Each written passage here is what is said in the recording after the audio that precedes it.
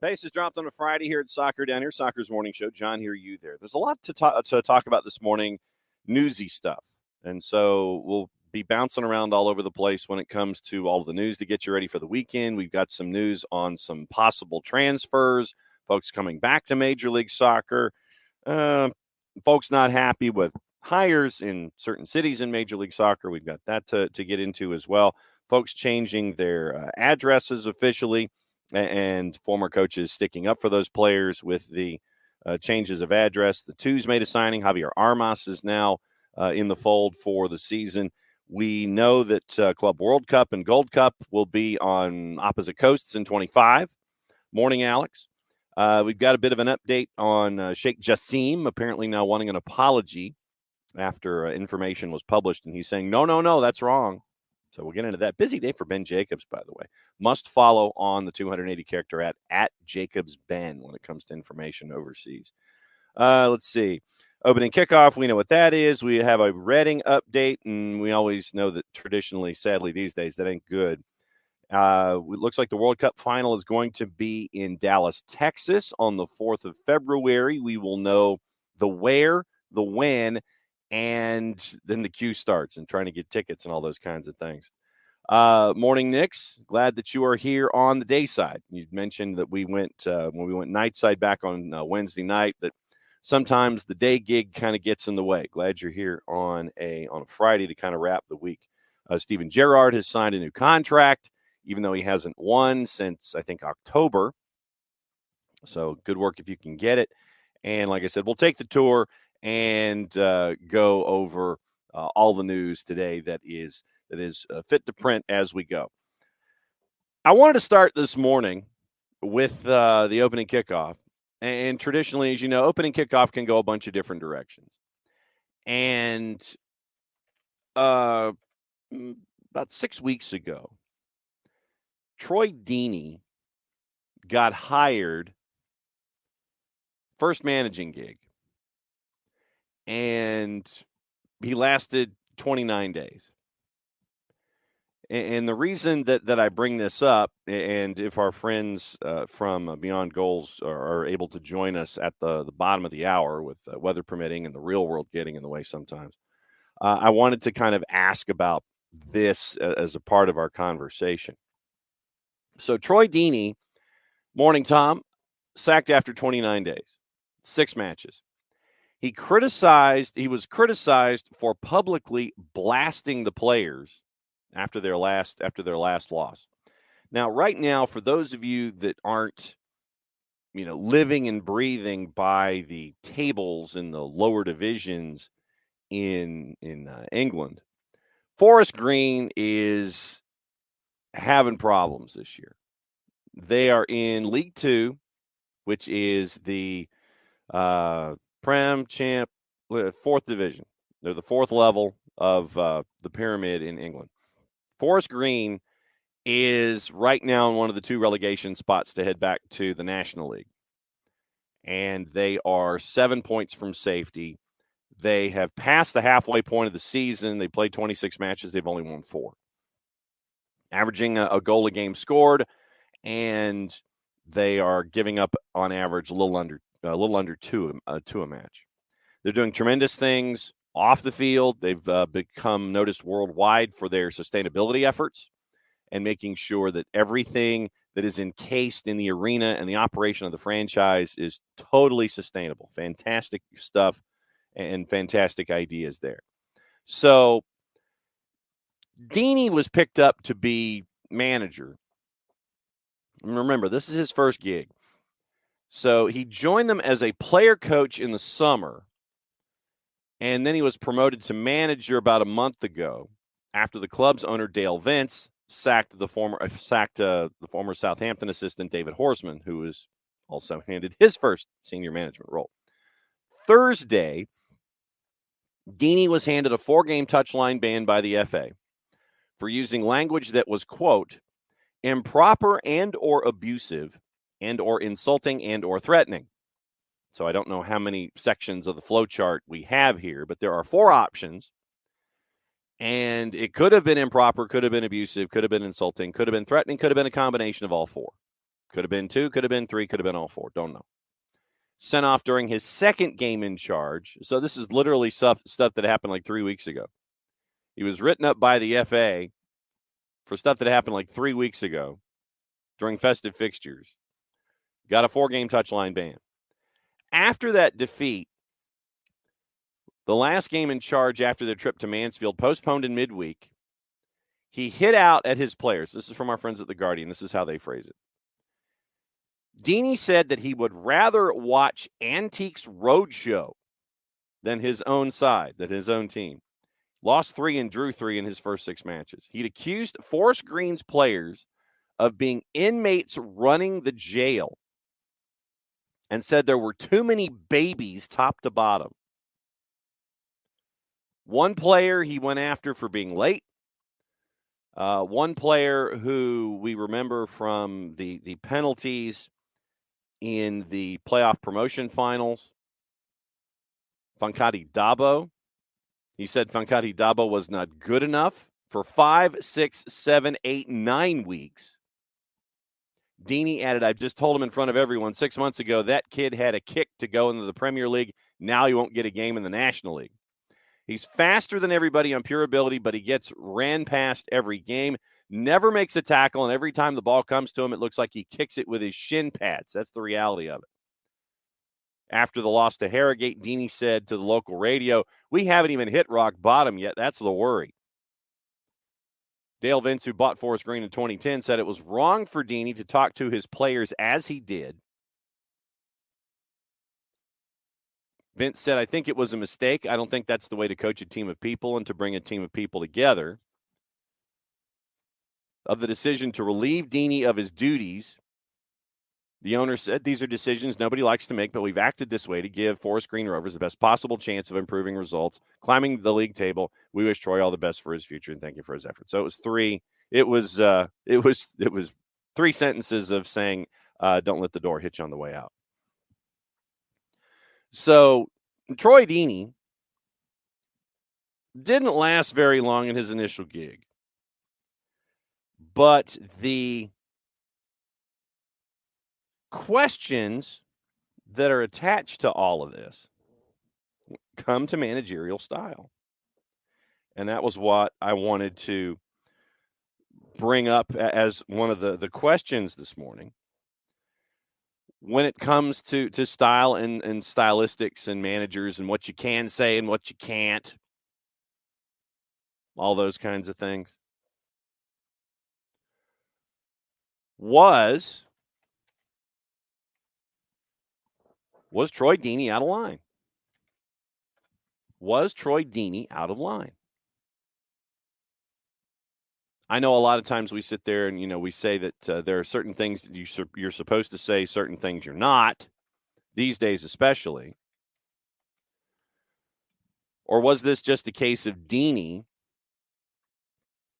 in his first gig just kind of going off the cuff and, hey, he live and learn kind of a thing? Morning, Abby.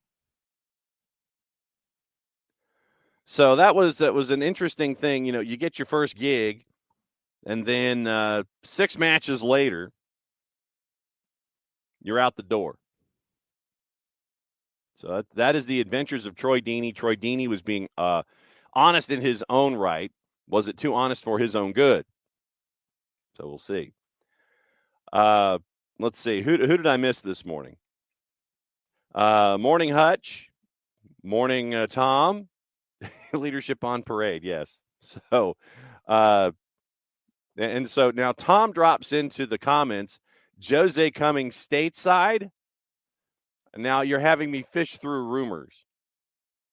You're having me fish through all of these things. All right, so I do have an update once again from our buddy Ben Jacobs. Suggestions: Jose Mourinho has already agreed to take the Al-Shabaab job are premature. He is a Saudi target. Al-Hilal tried last summer. Mourinho said he will likely manage in Saudi Arabia one day, but as of now, nothing is advanced, as some reports suggest. Now, Roma fans, after the sacking of Jose Mourinho, have put signs up. Ghost Club, players without balls, honor to you, Jose Mourinho. So guess what direction the fans are leaning here? Jose Mourinho, by the way, has made £80 million from just getting fired. Sorry, sacked. He got, for the first time he got let go at Chelsea, he left with $18 million. Leaves Real Madrid about the same. Leaves Chelsea the second time. So Chelsea has paid Jose Mourinho over £26 million the two times he's been fired. Manchester United almost paid him £20 million. Spurs paid him 15, Roma paid him 3. 80 million just for getting sacked. 35, 40, let's see. 35, 43.3. 43 in 1963, 78. 81 million pounds. 6 gigs, 81 million pounds. Just for getting fired. So that's what Jose Mourinho is bringing to the table. But apparently this offer from Al-Shabaab is on the table, according to Gianluca Di Marzio and his 1.8 million followers on the 280-character app. He has shown, according to Di Marzio, openness to the proposal. Remains to be seen whether both parties will agree on the financial terms and the duration of the deal. And as and as Hutch says, it'll only be for 3 years. Make it a 2.5-year deal. To Saudi Arabia. Saudi Arabia, please. Michael, don't remind me of the quitter. Just remember, Al-Shabaab, or anyone that is going to sign Jose Mourinho to a contract, make sure it's a 3-year deal or less. Yeah, Hutch, what color is your parachute? For Jose, it is straight up golden, brother. Abby, the contracts with the high number amounts, if you're let go, are ridiculous. The same with NCAA football. You are absolutely correct. And yes, being the Florida State alum on this show, yes, Michael had to bring up the quitter. That he did get that in one firing in College Station. So you got managers who are all over the place and getting things. They's getting paid. They're definitely getting paid. To be fired is a great occupation. It's a great occupation. I mean, I don't think I'm wrong. Great to get hired. Even better, apparently, to be fired. We got our Reading update, and obviously, when we bring up Reading, it's never very good. But I've always come of the environment that we need to know these things. And as we are all followers of the game and how things are, like I said, we're chasing Jessica Charman now. The training camp is open in Charlotte. So whenever the busiest woman in show business can hang out with us for a little bit, we'll discuss this. We'll discuss what's going on in Charlotte. And it's also an important day in Charlotte as well. They are honoring the life of Anton Walks today. So it is crazy that it has been a year since we broke the news on the show. And heads up to all of you that watch and listen every single day and give us all the stories and all the breaking news as we chase it. But we handled the breaking news this time last year with Anton Walks. It's not a fun show. But in Charlotte today, they are going to be honoring Anton. And so obviously keep Charlotte in your thoughts, Anton in your thoughts, and obviously everybody here attached to Atlanta United in your thoughts today because it's the 1-year anniversary of Anton's tragic passing. Back to Reading, since I went down that road, and of course I know, the show has tangents. What a shock. New update from Ben Fisher at The Guardian about everything that they are going through when it comes to what they can and can't do right now and what they're doing and what they're not doing to try to function on a daily basis. They are now having to change training plans to avoid paying for undersoil heating, implemented a number of drastic cost-cutting measures, including 19 redundancies, and they owe about £4 million to suppliers. Staff and former employees talk of firefighting on a daily basis. EFL has called for Dai Young to fund or sell the club after displaying a clear disregard for his duties. The EFL, to me, seems about as toothless as the NCAA. You better do this or we're going to fine you. We're fining you. You didn't do it. We're fining you again. We're fining you more. Has any of this money ever showed up? I'd love to know that. I fear I know what the answer is. We're fining you. It's like it reminds me of the 30 for 30 involving Southern Methodist University, Pony Excess, one of the best 30 for 30s that the four-letter ever put together. It's like, hey, we're warning you. Don't do it. And you keep doing it. Hey, don't do it. We're serious. When's the EFL going to get serious? That's my biggest question. Reading trained on the one practice pitch with undersoil heating on Thursday, and a U21 match was played on the surface Monday, but the first team staff have been encouraged to minimize usage. There have been instances in recent weeks when the manager, Ruben Celis, has been asked to adjust training schedules or use the gym to save on the cost of undersoil heating, which is turned on before sessions and switched off immediately after. First team can train on other pitches. Freezing temperatures of late have led them to train later once those have thawed. Reading said the payments for the undersoil heating were taken automatically upon use and that it had been general practice for a while to activate it only when essential. Acknowledged the club's financial troubles meant it was imperative they were savvy with how much they used it. On occasions at the Bearwood training base, 5-year-old facility, spent £50 million on it. Staff have been wearing coats and jackets inside the main first team building because the upstairs heating doesn't work. The club said a maintenance problem was unresolved, but some staff believe the lack of heating is to keep costs down. Imagine working in a building where they keep the heat off in the winter. The club has made 19 redundancies, including in the new year the assistant manager and the head of player development. Most roles have gone in the academy, which is at risk of losing its Category 1 status. More first-team staff jobs understood to be in danger. The club insisted no further roles had been identified as risk.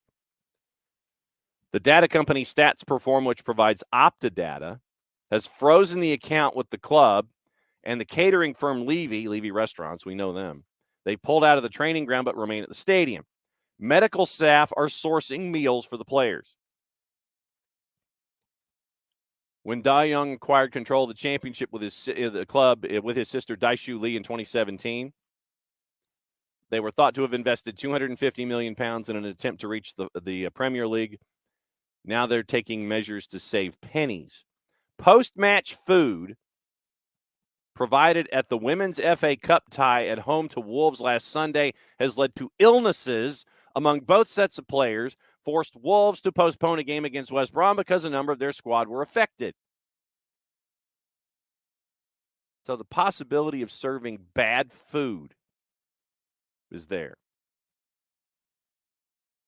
November, the EFL pushed for Dai to be disqualified as an owner after a breach.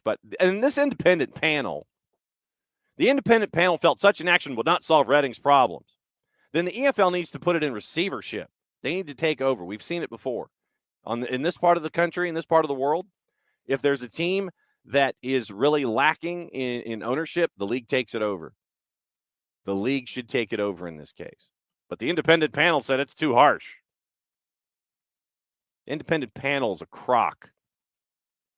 Commission instead fined him $20,000 for failing to adhere to meet to the financial demands of depositing 125% of the monthly wage bill into a holding account.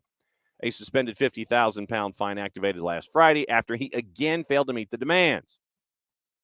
He's not thought to have paid either of the charges. Color me shocked. 16 points deducted since November 2021. Spent much of the last 2 years under transfer embargoes owing to their failure to pay their version of the IRS, His Majesty's Royalties and Customs, on time. You see the letters HMRC, that's not a good look. We talked about the chief executive sanctioning sales of 2 defenders to Luton Town. Coach didn't know until the deals were done.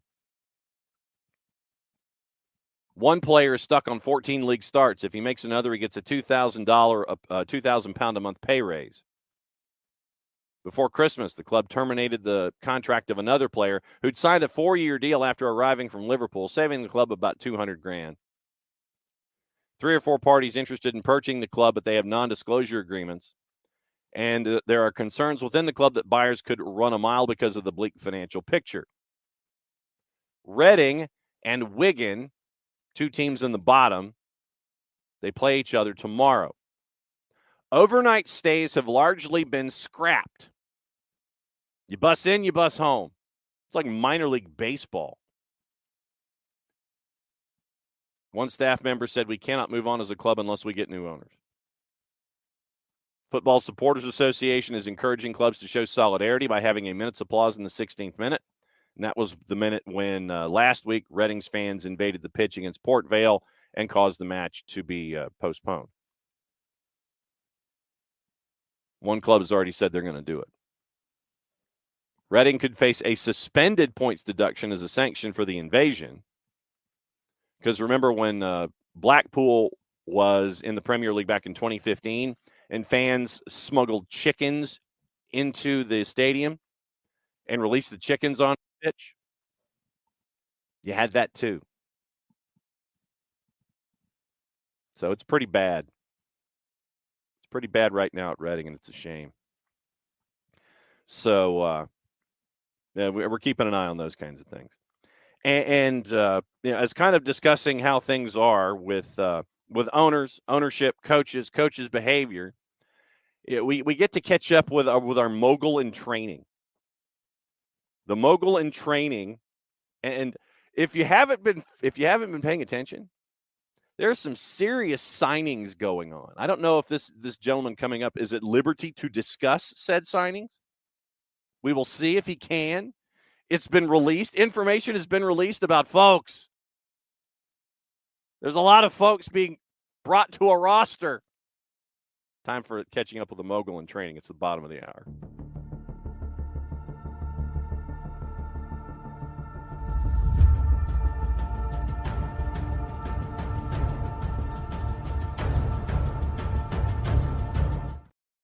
Cap, what is up? Good morning. All right, so full disclosure, last time we talked, I had promised that I was sending you, if I could find it here, yeah. This is on the way to the office. So full disclosure. Love it. Checking the mail every day, John. It is on the way. So, and there's also a bonus element in there as well. It's going to be one of those rectangular containers from the U.S. Postal Service. Should be there in the next little bit. I started the show this morning with the conversation about Troy Deeney.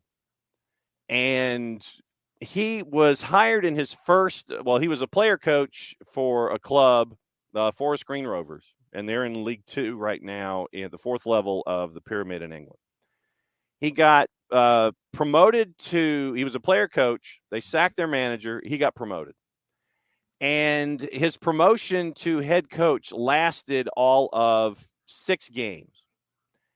And the reason that he got sacked was because he publicly blasted players. He got a 4-game ban for saying for language that was improper and or abusive and or insulting and or threatening. So it could have been 1, it could have been all 4. We don't know. But he decided publicly to say that he would rather watch Antiques Roadshow than his own side that he was managing. And he said that there were too many babies top to bottom. Inmates were running the jail. He's got players. He said, I told him everyone that the kid had a kick to go to the Prem. He won't get a game now in the National League. He gets run by. And literally, he just let him have it with any barrel known to mankind. Did you ever have a coach or a manager that was that abrupt in their assessments of you or your teammates, and how did you guys handle that kind of stuff? Wow. Was anybody ever that mad at any team that you were on? I never had a coach, thankfully, like that I could compare to. That's crazy. I hadn't read those comments. I did see that he got fired pretty quickly, but I didn't know the reason why. That's something. Blasting your own team. It's a way to go. One way to do things. I will say that not every good player makes a good coach. Yeah. Right? Just because you can play the game well does not mean that you know how to communicate it and teach others and can lead others in a way that they can have success and learn from you. And I think that was a little bit of like Jurgen Klinsmann. Like he was a phenomenal player, obviously, but he was a good leader in that. Like I think guys, for the most part, enjoyed him personally. And, he did a lot as far as like bringing stuff around the national team and different speakers and all this stuff. And he brought in some different ideas and all that. But when it came down to actually on the field, teaching and tactics, he struggled to get it from here to there. And for him, it was just all natural and instinctive. And, couldn't understand why for everyone else it wasn't. So thankfully I wasn't ever coached by a Troy Deeney or anybody like him, but yeah, it doesn't always translate. Well, and the reason that I bring it up is because with today's athlete that you and Greg are mentoring, I would think that there are some athletes that are, student athletes still, that they would sit there and look at that conversation, and if someone's going to turn the hairdryer on, they sit there and go, yeah, dude, whatever, and they'll brush it off. But then I would think that there are just as many who would sit there and really take it to heart too much. And in your mentoring, I didn't know if you had athletes that, when it comes to, I don't know, just general anger and displeasure and things like that, how they like to be treated. And I know that each mentee is different. I didn't know if they just get tired of people yelling at them and things like that and just want a straight message. Yeah, I don't think that there's a particular way in general. I think that's part of being a good leader, is understanding the differences between what motivates each person, right? And you can't just call out everyone and do what Troy did and expect that it's going to resonate with everyone. It might resonate with a couple guys and a few guys, and that's how to motivate them. But yeah, in general, as a whole, everyone responds differently. And so, that's part of being a leader. And so that's why it didn't obviously work out there. No, I mean, I think that everyone responds differently. It's understanding what responds to you. How do you let the coach know? Or, I mean, can you go to your coach and sit there and go like, and I mean, you're not going to say dude, but no. Coach, I don't appreciate the way that you're giving the message. Can you do that without risking your place in a roster these days? Probably not at a higher level. But I think that you can make it known when you are receiving the response and the motivation that you do enjoy, right? If you go out of your way to say, hey, that's awesome, that's great feedback, or that's really motivating, coach, or hey, or after the fact, like, hey, that really helped me, that type of thing, right? Not so much, hey, that doesn't work for me, but hey, this does work for me really well, or hey, that did work for me. That leaves an impression as well. And it's just, I would think that feedback is important between coach and player and mentor and mentee. When it comes to your mentees and them opening up to you, is there that initial stage of them still kind of shy because ish, I'm talking to Michael Parkhurst here, and there's still the star factor? How do you break through that star factor and go, look, I'm just here to help you out. Take the Michael Parkhurst part out of it. And the fact that you might have seen me with Atlanta United or, in my career or what have you, take the Michael Parkhurst part out of it. I'm just a mentor. How hard is it to push through that initial activity? Sometimes a little bit. But, sometimes honestly, they know that we played, Greg and I, but they don't know much about it. So it's not a big deal at all. What? They don't know Michael Parkhurst and Greg Garza? Hey, it's all about who's playing now, the present, John. So no, but I think, that's you try and be engaging, right? And get at their level for a little bit and crack a joke and talk about things outside of soccer for a little bit and just, make it a human conversation first. I think that's important. But yeah, to answer Alex's question, I think that a captain can definitely help a coach with understanding how to get through to people if it's not working. When you have other conversations outside of soccer, do you have intel going in about a particular mentee? Hey, they like this, and this, or is it just, asking the question, hey, what kind of music do you like? What kind of movies do you like? How do you break through the non-soccer conversations and get into those topics? Yeah, talk about school, talk about things outside of soccer that they like to do, because that's one of the important things actually that we get to at some point, is what else besides soccer do you like? What else do you enjoy doing? Right? What do you do outside of soccer and outside of school? Because we really encourage our mentees to do things and find things that they enjoy doing, particularly these things that they enjoy doing are important when things aren't going well on the soccer field, right? Yeah. You get away from the game a little bit, you take your mind off of it, you go enjoy yourself doing something else. And then you go back to soccer, and hopefully you've forgotten about whatever's been bothering you, or you've got a renewed love for it or something like that. So really talking about just different activities and hobbies that they like. So what was it for you, and what is it for you other than hitting the ball 280 down the middle off the tee?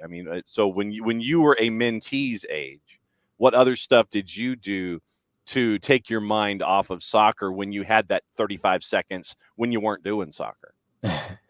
Yeah, well, when I was some of their kids' age, I was playing other sports. I was, this time of year, I was playing basketball and doing things indoors, and I was playing indoor soccer as well, but was playing other sports for sure, where I know a lot of kids these days aren't. But outside of that, honestly, I struggled a little bit too, where I didn't play an instrument. I didn't and really enjoy reading back then. We didn't have video games at the house. I just what? Mm-mm. No video games at the house? No Mattel and television? No Odyssey 3? We had a Game Boy for road trips. Okay. An old school Game Boy. But yeah, no video games. Wow. I guess that was part of the encouragement to make sure that you were doing things that kept you active, I would guess, yeah? I guess so, yeah. No video games for you. Go outside and play, or go inside and play. Exactly. When you were in high school, what classes did you like and what classes did you hate? Yeah, and this is a big one that I talk to, because a lot of the kids are around my kids' age, so I hear from my kids all the time, and so there's a lot of things. These kids are going through the same thing. I asked a kid yesterday, 2 days ago maybe, what was his favorite class, and he said, well, I really like science, but I don't really like the work, but I really like my seat and who I sit next to and who's in that class. That's just something that I completely see my son saying all the time. So it's just, like that fun connection of yeah, I get it, man. That's important. But anyways, getting back to classes, I think so much of school is dependent on your teacher. Yeah. I really did not like English class for a long time. And then I had a phenomenal teacher my junior year of high school. And I actually really liked English class that year. She really taught me how to write properly and do essays and things. And I found out I kind of enjoyed writing when she broke it down. was really good to work with. And same thing with science. Like there's some years where I really didn't like science, especially as I got older. It was like the one class at Wake Forest where I struggled mightily, was science. And I forget even what class it was. But I did have a teacher in, I think it was 9th grade, who was so awesome. He was just the best, most entertaining teacher, and he just made it fun. And so, I think so much of it is more on the teacher than it is actually the subject. Yeah. I mean, I had physics when I was in high school, and I was like I was in the Brainiac clique in high school. And I was like the low end of the scale. I was the dumbest of the brains that was there. And so I would still take the advanced classes, but I'd be getting D's and F's, and not really care. And I swear to God, my physics teacher in high school, she taught Sir Isaac Newton herself. I will swear up and down that she taught Sir Isaac Newton. She was that old. And literally it was F's on the tests, A's in the lab, get the C and get the blank out of there. I mean, that was what it was for me in these classes. You mentioned English. Did you ever think of writing a book about your mentoring and tips and things? I thought about writing a book after we won the championship, and when I look back, I'm like, I should have. I haven't thought about one about the mentoring actually, but perhaps because I did some writing for ESPN like early in my career. A long time ago, and I enjoy writing. So I'm not sure. To answer Abby's question, history was my major, and I guess I've never said that on here, but I don't really enjoy when people ask me what I majored in at Wake, because I say history, and I'm like, don't ask me anything about history. Don't ask me anything about history. After my sophomore season at Wake, I almost went pro, and then I decided I'd stay another year. And so I went to the guidance counselor and I said, okay, I'm going to leave a year from now, but I still want to graduate from Wake Forest. What do I need to major in? And she looked at me, she said, you've got one option, and it's history. Oh yeah. And I was like, are you sure that's my only option?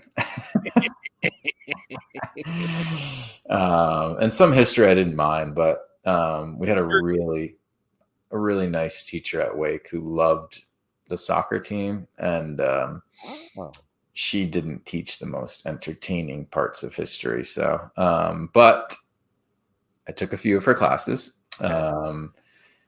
So yeah, history anyways. Well, and I mean, I get that completely. European history bored the ever-loving crap out of me. It's like, all right, here's Machiavelli, read it. No. Here's European history. Take it. Okay, I know I have to. But I got a 3 on the AP in high school and clept out of it in college, and I was in great shape. I didn't have to touch history at all. To your point, I mean, folks are sitting there saying, write the book, man. They want you to write. They would listen to an audiobook. Dell says he would listen to a Michael Parkhurst audiobook when it comes to whatever you want to talk about. I honestly, with anniversaries and things, just write the Atlanta United book, man. I know. I've thought about it. Adele, I would include one whole chapter for Rhode Island FC just for you. See? And I had thought about it, like, going back and like talking to guys about different things they remember and experiences and that type of thing. But maybe someday. Okay, we'll get into Rhode Island FC because there are things to talk about there as well. Apparently, Brad says he's at camp this morning, telling reporters had no intentions of retiring. Welcomes the competition at the keeper position in 2024. I think if Brad has his way, obviously he's going to consult with his family every single year. But Brad, the polar bear, is going to compete until he's 117 years old if he has the chance to. Totally. And I don't blame him. He had a guaranteed contract for this year, so it'll be interesting after this year because I think that his contract is up. Yeah, he's in the option. I think. Yeah. So it'll be interesting to see what happens after this year, but I fully expect them to be back this year as well. Guaranteed contract and keep playing, and absolutely. All right, so let's drift into the Rhode Island FC portion of the program, because, sir, as our resident mogul in training, and we get to ask you these questions. Oh, you're gonna put the gear on? Up. Okay. Yes. Thank you for doing that. Well, you could have you didn't have to mute. You didn't have to mute. We know what you were doing. I appreciate you being nice about it, but look, I've sneezed on the air. You can't control that. It's like, hey, whatever happens, happens. But thank you for the courtesy while you're battling the cold temperatures. Is it snowing up there, by the way? It is. First snow day from school today for the kids. I swear they manifested this thing last night. They came home from school yesterday, and the first thing we're going to have a snow day tomorrow. I'm like, what? We're going to get like an inch, guys. Stop. They're like, I'm not doing my homework. We're going to have a snow day tomorrow. I'm sure of it. I'm like, guys, stop. Sure enough, 6:15 got the text from school. No school today. In my day, we walked uphill in the snow both ways to get to school, and you kids are sitting there and wishing it over after dinner last night. Unbelievable. You look on the 280 character app, and there is a signing by Rhode Island FC that is some heavy duty stuff, man. How did you and your organization get Albert Diqua to be a part of the growth of the franchise? That's a good haul, man. Nicely done. Thank you. Yeah, it was a big signing. Big signing. And Kano liked Albert. I mean, before he blew up, we tried to, we knew he was out of contract. We tried to sign him midway through the year last year to be our first signing. And Kano has a good relationship with Albert, and so they know each other, and Kano knows his agent as well. So there's good relationships there. And, we really tried to get him early on. And then, every week we see him scoring more goals and more goals. And we're like, oh God, no. We see the price tag just going up and up and up and up. But, he was up front and saying that he wanted to try and go to Europe. So, I think he spent the offseason trying to see if that would work. And we had kept tabs on him and kept conversations going. And like last week, things came together quick. Like last week, it was like, okay, we're re-engaging with USL teams. And at that point, he had a couple offers from a couple different teams. And, we were able to come together. And to be honest, we didn't have the highest total number, but we put together a really good package for him, and I think that he was sold on what we're doing up there and his relationship with Kano and the relationships with the agents. So the whole team did a really good job of going out there and making sure that we got him, because he was our target for a really long time, and just glad that we were able to get him. When you're piecing something together like this, you mentioned all of the other elements that are attached to it, because you can sit there and say, we can't meet your price point, but how creative did the front office have to be in sitting there and saying, okay, well, we can go here when it comes to financials, but then we can sit there and go intangible, and then other things. How creative a deal was this? Yeah, you try and find ways, right, of what can we do without really breaking the bank. And we know name a suite after you at the stadium when it's built. Right. And we know that, hey, if you want to go after the MVP, you got to be prepared to pay. Right. He's not going to come cheap. So it's not like we got him on a steal, right? We gave him a very good contract. But he's deserving of it as well, right? If I was the MVP, I'd be trying to get every cent that I could and everything. So, I think that we tried to get creative with, okay, what can some sponsors help out with? What can we do as far as length of contract and guaranteed years? Where can we help him out with an apartment? What can we do off the field to help out? We include some other things that can help him. And I don't know if these are public or not. If I can say it. Yeah, I think we'll help him as far as life after soccer in the U.S. if he wants to stay. Well, we could do this.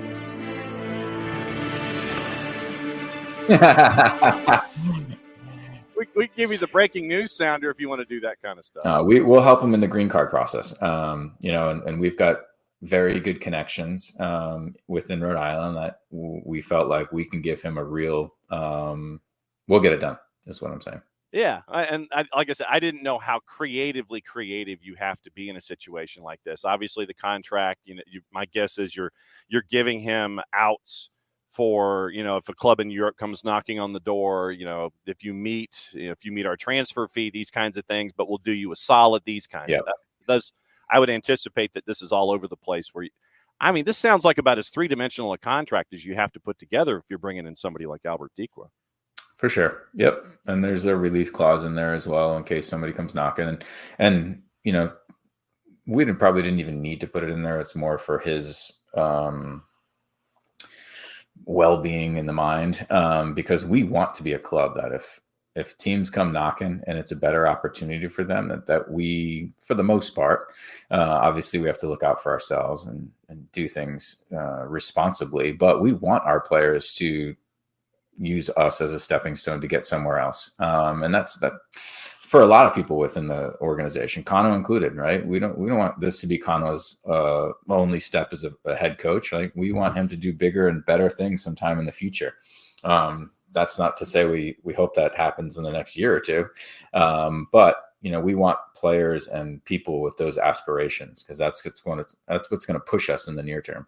How much of your time as a player are you using as a reference point now as an executive about how to handle situations, how to handle athletes, how to make sure that they're taken care of? How much empirical evidence are you pulling from your career to move forward as a part of the put things together at Rhode Island? Yeah, I think that's where I bring some value. Helping out in that regard of what's important to players, what are they going through, right? And even in this process of going to a new organization and a new team, things to think about. And but we put together a really, really good staff, and we paid good money for a good staff because we knew that was so important, especially in this first year or two where there's a lot in flux, right? We're at a temporary training ground with a temporary stadium, and just even this week we had planned to train indoors at the Bryant University indoor facility, but we didn't get the time that we thought we would, and it was like, okay, how do we pivot here? They were able to get an indoor facility not too far away for the guys to train at, so it's like little things like that just pop up and are important. And you want the guys to feel like, hey, this is not amateur, right? This is professional. And that's not to mean there aren't going to be a couple S shows throughout the way. But the amount that we can eliminate those is important. There's nothing. Yeah, that the you're going to have your ish shows. Those will happen and growing. But you know what? Here, this is your book. If you want to do the audio book on Atlanta United, if you want to do a book on Atlanta United, that'd be fantastic. And I know with anniversaries and 0 years and roundups, that folks would love to see the stories. And I know that folks would love to get you and Greg's advice on mentoring and have that in book form or whatever form. The building of a franchise. Do the first year of Rhode Island FC, put that together in a book, and have it ready for the beginning of next season, so folks can know all the behind-the-scenes stuff that may or may not have been shown in video form on all of your social media platforms. Do the full book about year one of building a franchise. Yeah, people wouldn't believe some of the stuff, and that's why I'm saying what you do is you piece this together. And people would sit there and go, really? And you go, yeah, this is what we've had to go through to make sure that all of this came to pass. Yeah, I think I have to wait another year or two, make sure this stadium gets built on time and done properly and all that. Well, then there's nothing wrong with starting to write it now. That's true. And I would buy that book because I'm fascinated by growth. I'm fascinated by how things start. And like I said, with what's going on with Rhode Island, and now that I think about it, the fact that you and Greg have started something that is taking off to where it is? I mean, when you guys had your first conversations, I'm sure that world domination was a part of the discussion of when it came to mentoring. But does it even surprise you at times how you guys have been able to grow incrementally and have the successes that you guys have had in the year plus that you've been at this? Yes and no. I mean, I think that we still have conversations about growth, and I actually have got 2 meetings back to back here starting at 10 with Beyond Goals about growth and how do we grow it and plans and stuff, because I think that, that there's a lot of room for growth, not just for Greg and I, but just within the sport and within the country, and all these academies that are out there, and getting other former players involved. And there's opportunity out there. And I think that there's a desire from guys that pass on knowledge and be part of the organizations, in just a small way. So we'll see. Okay. Well, but as far as, I think somebody asked something about like Atlanta's, going through that and then building Rhode Island. And one of the things I learned for sure in Rhode Island from Atlanta was you have to have an exciting team from the get-go. Yeah. Right. That 2017 team was so exciting on the field, right? We could score at any moment. Yeah. Like we win the ball 30 yards from our own goal, and Tito's got a little bit of space, and all of a sudden it's like, whoa, smokes, something might happen here. Right. And that excitement is so important for the fan base. It's so important for the crowd, for them to be into it and to feel like, oh shoot, we might score goals. We might score a goal right here. And that all the time. So, that was definitely part of why we thought, okay, let's go out and get Dikwa, because we've got JJ Williams as well. And, he's a proven goal scorer in the league. But now that we've got both of them, we feel really comfortable about our ability to score some goals. You got JJ at power forward and Dikwa at your shooting guard position. So now Michael Valverde says you're Ryan Reynolds. Welcome to the Frosty North. Since you've got that 10 o'clock, thanks for hopping on a couple minutes early. We will let you go. What's the latest going on? You guys just rolling on and kicking butt? That's it. Greg's super busy doing some work with MLS right now, and some diversity and inclusion conversations here leading up to the season. So he's busy with that. And so, yeah, we're keeping the show running, getting kids prepared for high school season coming up. We're speaking to some schools as seasons kick off. So it's always good this time of year to get those conversations in and get them prepared.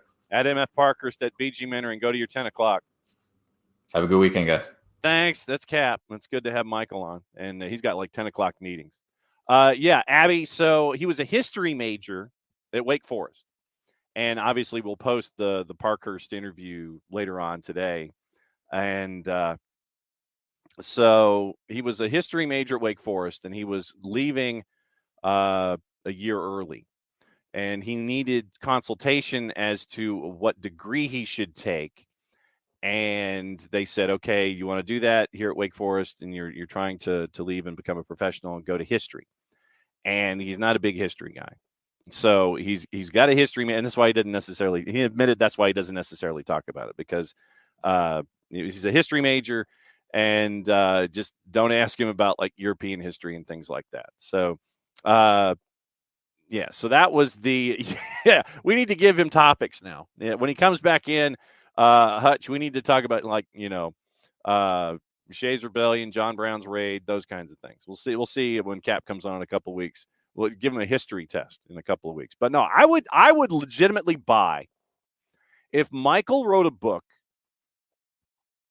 coming up, off of an anniversary, like a 0 year or 5 years or what have you. I mean, shoot. Write it when you write it. Folks will always be interested in those kinds of things. If he wrote a book about Atlanta United, building that franchise, and Hutch, to your point, compare, contrast building Rhode Island FC to what's going on with Atlanta United. I think that'd be kind of cool. I think that'd be a great juxtaposition. You sit there and you have the build of Atlanta United, put and then on one column, and then you have the build of Rhode Island FC in another column, and you see where there's compare, contrast. And Michael being a part of it. And, hey, if he did a podcast about it, dig that too. So So that's Mike. Cap was a history major in at Wake Forest. So we got that this morning. Got to talk about the signing of Albert Dikwa, which is big. And so Dikwa signs, J.J. Williams up top, and Rhode Island FC. I think that if you ask Dell and Harry what they think of, if you asked Harry, Ram, and Dell about Rhode Island FC, it would be interesting to see what they think Rhode Island FC is going to be like in the Eastern Division in 2024. I think it's going to be fun. Yeah, I mean, Dell telling player stories, sharing their personalities for team media. And, yeah, so Alex says the Parky's got young kids and 2 startups. Y'all want them to sign up to write a book? Yes. It's all about taking the time, even if it's a book about mentoring or if it's an audio book or if it's a podcast. All you're doing is talking. Harry and Ram are the same. Okay, cool. I see. I'm like, all this confusion. All right, so Harry, Ram, you're the same. I may just call you Harry and Ram just as all at once. But, I mean, legitimately, you ask all of our USL watchers and listeners what they think. I think Rhode Island's going to be a handful in year one. I think they're going to be an absolute handful in the Eastern Conference in year one. And then when the season starts, we'll bring in Kaylor Hodges and our friends from the USL show, and we'll see if they agree with what's going on there. A couple of housekeeping notes. Thanks to our friends at Sporting Club Jacks. Sporting Club Jacks and our buddy Steve Livingston gave us a scarf to add to the office. And so major props to our friends at Sporting Club Jacks as they continue to build USL Championship. And I've got to figure out if I need to swap spaces. Like if the new scarves come in, I need to put them behind me as opposed to right next to me. This was a temporary location. But thanks to Steve Livingston and our friends at Sporting Club Jacks for the care package. And obviously when things continue to grow down there in Jacksonville with their launch in USL, we'll keep an eye on them. Chasing some interviews. If you missed it yesterday, the new head coach at Apotheos FC caught up with Jarrett and myself. And it was good to catch up with Jonathan Mercado and find out what he thinks about what's going on at Apotheos in year one in the NPSL. That season's coming up before we know it, so we'll keep an eye on all of that. And if you have not signed up yet, sign up for the Atlanta Soccer Tonight, the AST fundraiser to help out the mini pitch on the Southern Crescent. So if you do not follow Jason on social media, and if you Atlanta Soccer Tonight, any of those ways that you follow Jason, he's got the way to be a part of things. Looking forward to the turnout there and seeing everybody help out mini pitches and continuing to grow the game down the Southern Crescent. So sign up. You can sign up a team. You can sign up individuals. Abby, catch up with Bart and see if because Bart couldn't go. Bart can't go, but he was like one player away from a team. So Abby checked with Bart, see if the 3 members from Bart's team want to pair up and end up with a 4th. So that way you guys can have a team. It's Thursday night at Topgolf. Thursday night at Topgolf in Northwest Atlanta. So we'll see. Yeah, so catch up with Bart and see if Bart's friends still want to do it, and I know you want to do it too, so maybe you guys can get a foursome together, and it'll be great to see everybody as we continue to grow the game in the Southern Crescent. Yes, Tim Tebow and Fred Taylor involved in the Jacksonville ownership group here at Sporting Club Jack, Steve Livingston, and all of that group. So, yeah, and if I put I don't know if I put the Sporting Club Jack scarf next to the Armada scarf, if that's like matter and antimatter, there might be an explosion in the back of the studio. I don't know if I can put the 2 together like that. All right, so it looks like there is a story out of Kansas City, and let's see if it has gone down the way that it is being presented here. Yes. All right, so it has, in fact, happened, and thanks, as always, to all the Eagle Eyes, contributor Niall and everybody else giving us the heads up. We'll hit it.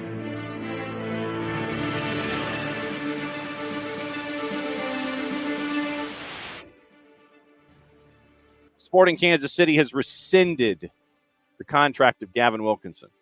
That is the wording that they have used. 5 minutes ago, principal owner Michael Illig has released a statement, and I'll read it in its entirety.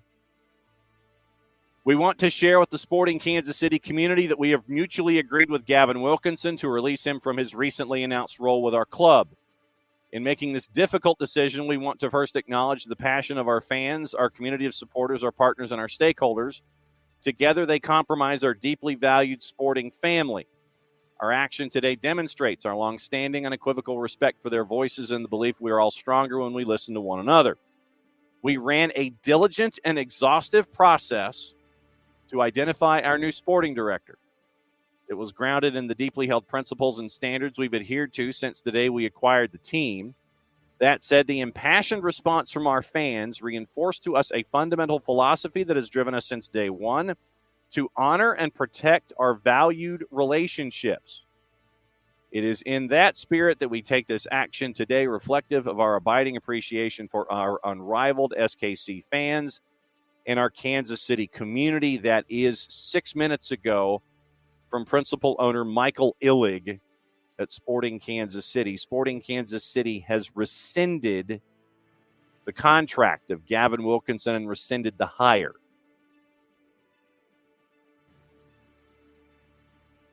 Eight days.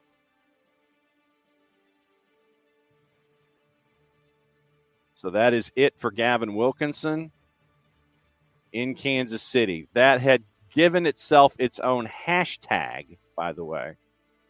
The fans in Kansas City had gotten so angry over this hire that they had literally started their own hashtag about Gavin Wilkinson.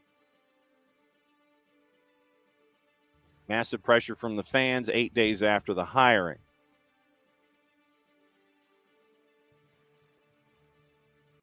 So that's what you're looking at. Fans voicing their displeasure the entire time. Go back to the Daniel Sperry article, provided that it'll let me sign in, so we'll see. But yeah, when this went down, this did not go down well.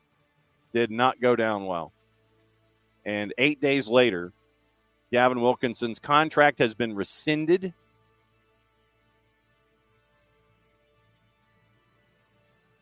And he's no longer the chief soccer officer.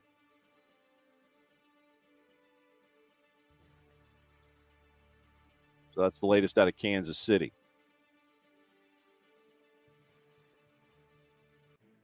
The article that Daniel Sperry wrote 2 days ago said it continued to elicit the ire of fans and supporters. Soccer credentials strong, fired as the Timbers GM and president in October 2022. We went over Gavin Wilkinson when we went into our deep dive of the Yates report. During the introductory news conference with Sporting last Thursday, he denied the allegation detailed in the Yates report that he had advocated on Riley's behalf, allegedly telling Western New York Flash VP Aaron Lyons that Paul Riley was, quote, put in a bad position by the player. Wilkinson called such allegations hearsay, but said, quote, he should have done more to prevent the future hiring and, quote, should have stood up and said more instead of following legal advice. Starting last Thursday evening, the introductory news conference for Wilkinson, the two largest fan organizations for Sporting, the Cauldron and South Stand, circulated separate statements detailing their concerns. Both groups said they'd brought those concerns to the front office of Sporting Kansas City. So the Cauldron came out with basically a 5-paragraph statement, and South Stand came up with one that was a couple of sentences. One subgroup under the umbrella of the Cauldron, the ladies of SKC, had asked outright for Sporting to rescind the hiring of Wilkinson altogether. Ladies of SKC had their own statement. Sporting KC President CEO Jake Reed didn't comment directly on the backlash during a brief phone call with the Star last week, or earlier this week, but did say the team hopes to get Wilkinson in front of fans sooner rather than later. Obviously, that's not going to be the case. Reed said, I think our brand at the time. Tuesday, I think our brand has always been to be transparent and put ourselves out front. We don't intend to do anything different around that. Pressed for a timetable. It was supposed to be at the latest late February, early March. So they won't have to worry about that. Gavin Wilkinson rescinded at Sporting Kansas City. So busy morning in Kansas City. Gavin Wilkinson's out the door, and now they've got to figure out what they want to do to repair any will that was lost in all of this. And we'll see what happens as they continue to try to figure out what they want to do in this situation. But, yeah, Gavin Wilkinson is out at Sporting Kansas City. So, yes, 4-card, it is a Friday. And Harry says, wasn't that diligent and exhaustive process if they hired him in the first place?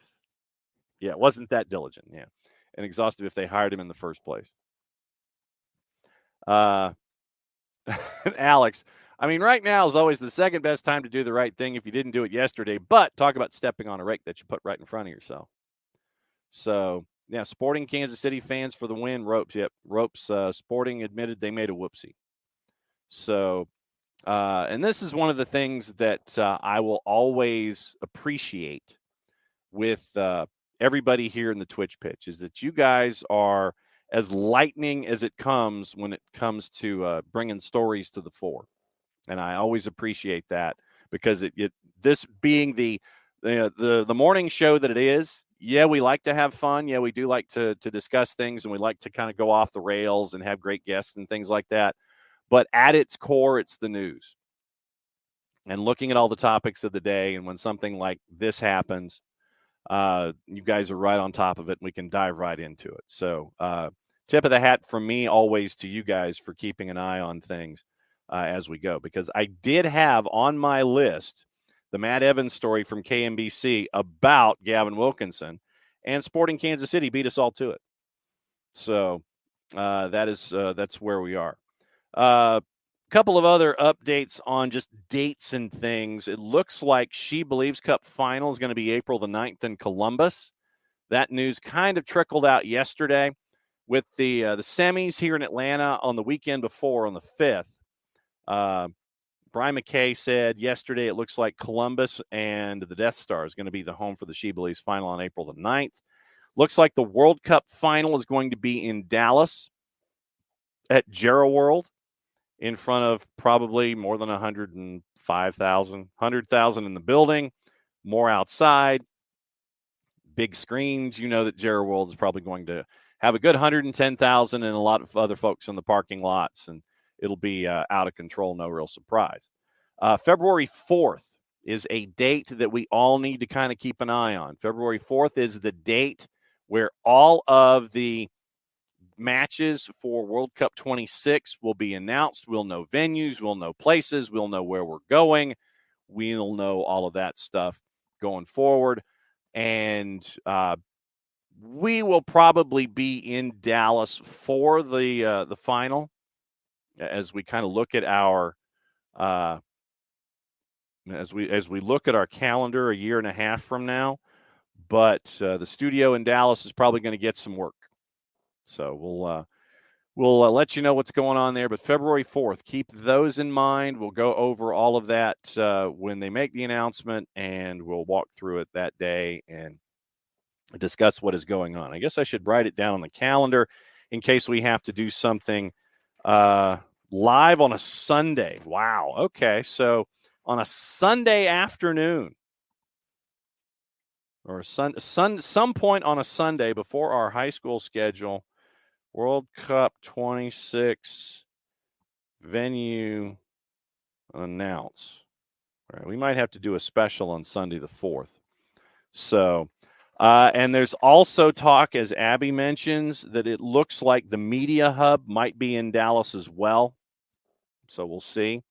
But there's discussion that the media hub might be in Dallas because that's where the World Cup final is. For those of you who have ever been to Jerry World, I mean, you look at Google Maps. So let's go ahead and here in Atlanta, I mean, look, we've got the hub for VAR here that's already being used. And so you take the World Congress Center and you turn it into the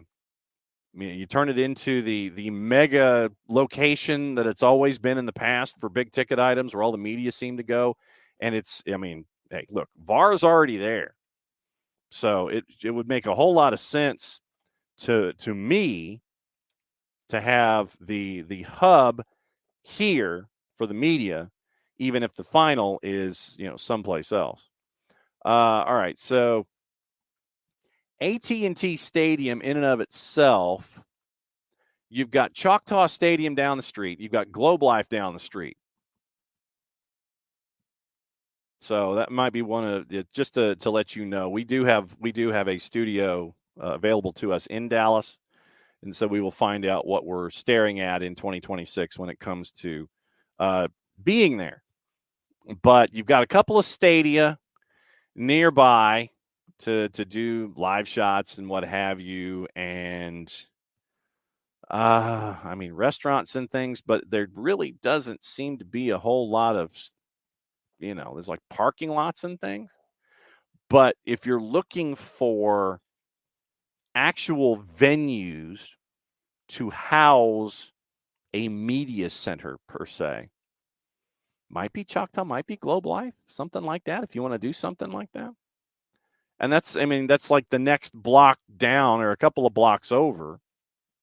But you don't have the wiring in place, and it would be something that you'd have to do on the hop. That's why I think that Atlanta would make more sense for a media hub as opposed to Dallas. Yeah, and the new Hilton Hotel. By the way, that new hotel, to get into that hotel, it's like $230 get in. I'll go spend my money someplace else that's on the MARTA line. I mean, I got plenty of other hotels that I can spend my time at, but $230 just to get into Signia? That's pretty steep.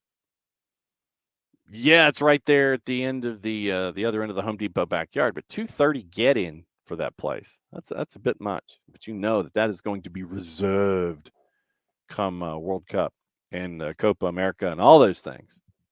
That is going to be a required hotel for a lot of folks. And yeah, 4-card, I know Dallas is more central. It's also larger. I mean, the semis, from what we're hearing, the semifinals are New York and LA, and the final's going to be in Dallas. I get it.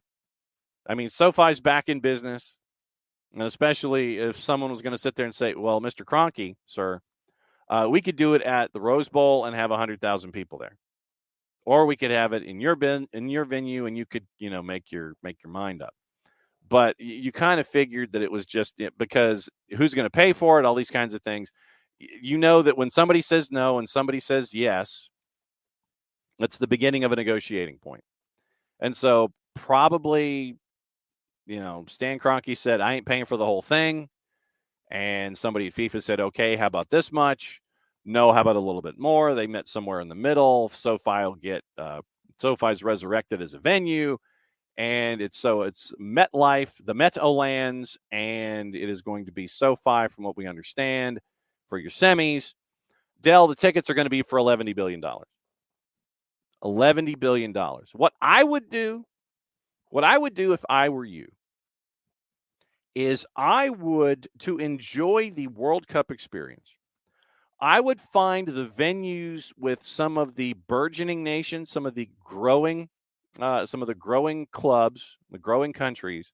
Go see those clubs because of the appreciation and the availability of tickets. Your ticket prices shouldn't be that bad, but the opportunity to see these countries close up and see what it looks like. I would drop dime on all the growing nations and see what's going on there. Yeah, we did. We talked about the rescinding of the contract with Gavin Wilkinson. We got into that a little bit. The supporters groups less than pleased, and they were. So 8 days 8 days. And Alex showing a golazo from way downtown. Bang!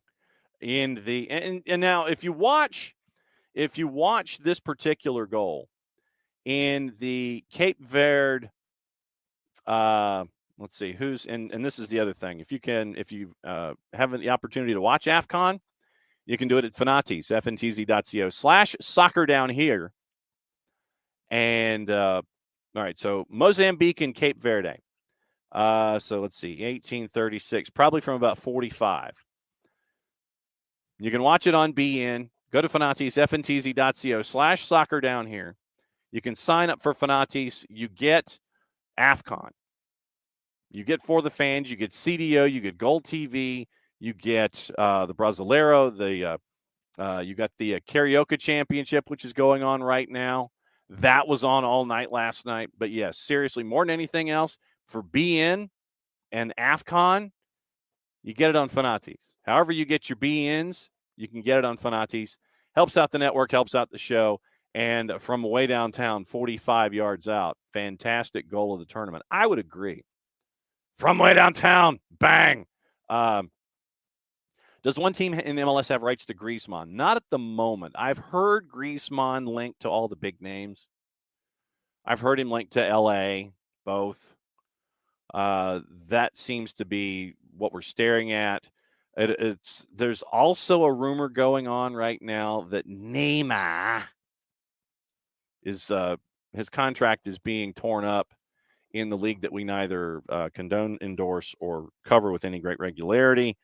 And the question was raised: would anyone, Miami would make it happen when it comes to Griezmann, but there's a discussion, and it is a rumor. And would a team in Major League Soccer pick up Neymar? Did not see the Richarlison video about Neymar. But, and then Alex, yes. Asian Cup on Paramount Plus and Golazo. Asian Cup, definitely. CBS, Golazo, and on Paramount Plus. Fun matches. And Iraq with the huge upset this morning of Iran. Thank you, Alex, for the reminder of that. So we will see what that looks like. Yes, Abby, Miami's out of DP spots, but what do you want to bet? They buy down Gregory and they open up something else, or somebody gets a green card. Yeah, who is the most famous person in your phone? Oh man. So 4-card.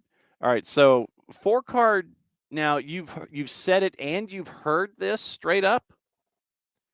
All right, so 4-card, you're going to have to do us a public service here. 4-card in the Twitch pitch is saying, you heard a rumor Atlanta United is going to trade with ATLUTD straight up Almada for Griezmann. Oh, you're making it up. Thank you. Okay, I was going to say, I was like, wait a minute. I hadn't heard that one either. So, okay. You're putting a scare in me, man. But yeah, Neymar is being Neymar's name is being mentioned now. If they tear up his contract, which looks like is going to happen in the Middle East, is he going to come over here to Major League Soccer? First thing I do is I tell my defenders to go for his ankles. He's on the ball, go for his ankles, go for the tackle. Absolutely go for the tackle. Let's see what is up today. Soccer on TV. So now, since we're talking about AFCON and talking about things. He was doing both careers. He was doing both diving and soccer. He's doing both diving and soccer, Del. Come on now. All right. So sections, news, pro, soccer on TV. Yes. Sweep the leg. Absolutely sweep the leg. All right. So shocking no one. Major League Soccer came out with an announcement that if you are part of Season Pass, that or if you're part of Apple TV, that you get the chance to watch the tour of Messi and Friends on Season Pass. And part of what's going on today, Cape Verde, Mozambique is going on now. Senegal, Cameroon's at noon. Guinea, Gambia is at 3 o'clock on BN and BN Espanol. We talked about Fanatis. FS2 has Juarez and Cruz Azul at 10 o'clock. ESPN Deportes has La Liga, Alaves, and Cadiz. Fox Deportes has The Coupe de France at $245. Liga MX at $10. Gold TV has the Portuguese League. Benfica Boa Vista. No word on Boa Vista paying anybody yet at $315. Serie Rio de la Plata triple header $345, 6 and 815. Double header on 2 to NA and Liga MX with the Clausura back. The D1 Arquimas at 3 on DAZN, PSG and Le Havre. The Plus has Belgian Pro, the Championship, the Bundesliga, La Liga. Fox Soccer Plus has the Coupe de France simulcast. Golasso Network already had Iraq and Japan. We talked about that big upset. MLSsoccer.com, in addition to Apple TV, has Messi and Friends in El Salvador. And Paramount Plus has the Asian Cup with the triple header 6:30, 9:30, 12:30. Vietnam and Indonesia would be heading to the second half. Hong Kong and Iran's at 12:30. Supercopa, Inter, and Lazio is at 2 o'clock. Justin, yes, the Sporting Kansas City announcement's up and running. We bring in Jared Smith. Jared, Gavin Wilkinson, 8 days on the job and is gone. Yeah, because Sporting Kansas City made a bad decision. And now they are going to deal with the fallout from that. And there's going to be a degree of like, hey, good job, making a better decision. How you can avoid these, having to make a better decision is to just make one from the jump. Make the good decision from the beginning. Yeah. Make a good decision from the start instead of like doing this like buddy routine and then he's buddies with, I think it was Peter Vermes he had an existing relationship with. So instead of doing that and like, we're bringing him in, no, just don't bring him in. Don't. Like, no, seriously, just don't bring him in. Because so often you can get away with that in these days because of the way information flows so unholy quickly, where people get mad about stuff like that and they get over it real quickly. Yeah. Mm-hmm. This one wasn't going to die that same way. No. I think they kind of thought, okay, well, we'll bring him in. Peter Vermes is in charge of a lot of things in Kansas City. I don't know if he has complete final say, but again, like a message to Nick and you, like, you have removed the knife from your hand. If only you had not put it there in the first place. Strange how that works. Yes. 4-card. Actually, first and foremost, Dell wants to know where your mouth is on your avatar. It was destroyed long ago. Like the ring thrown into the mountain. Mile High made this for me years ago. I forget when exactly, but. So, like I said, he was just checking, and so he was trying to figure out what was going on with all of that. All right, so elsewhere on the board, 4-card says also credit for realizing the mistake and correcting, better than just sticking with it and surviving the PR hit. It is, and as cynical as I'm being about it right now, like, it is better that you did that. That you, it is better that you realized you made a bad decision and you addressed it. Yep. It's kind of like, the best time to have done the right thing is at the beginning. The second best time is right now. Yes. So, good credit for that. To Bill's point, doesn't someone else traditionally get fired usually for making a bad decision? But it won't be Peter Vermes. It won't be Peter Vermes. Man. Yeah, Peter Vermes is in charge. Like, he's got that Bill Belichick role locked down up there, where he is call it technical director, call it whatever you want, general manager and head coach. Like, I think that would have to come from ownership to pull the plug on him like that. And he's an institution there. I don't know that they'll do it. Now, that doesn't make it right or wrong. I'm just telling you, I don't know that they'll do it. Yes. So that's it's kind of what we're looking at here. And Atlanta United's having their press opportunity.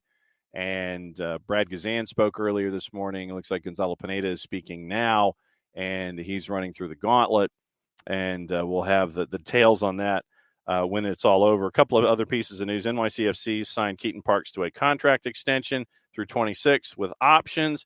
And a piece that came out yesterday, Jarrett, Jacko to Charleston. Jackson Conway gets to hang out with Dell And so now it is Ben Pierman and Jackson Conway up top.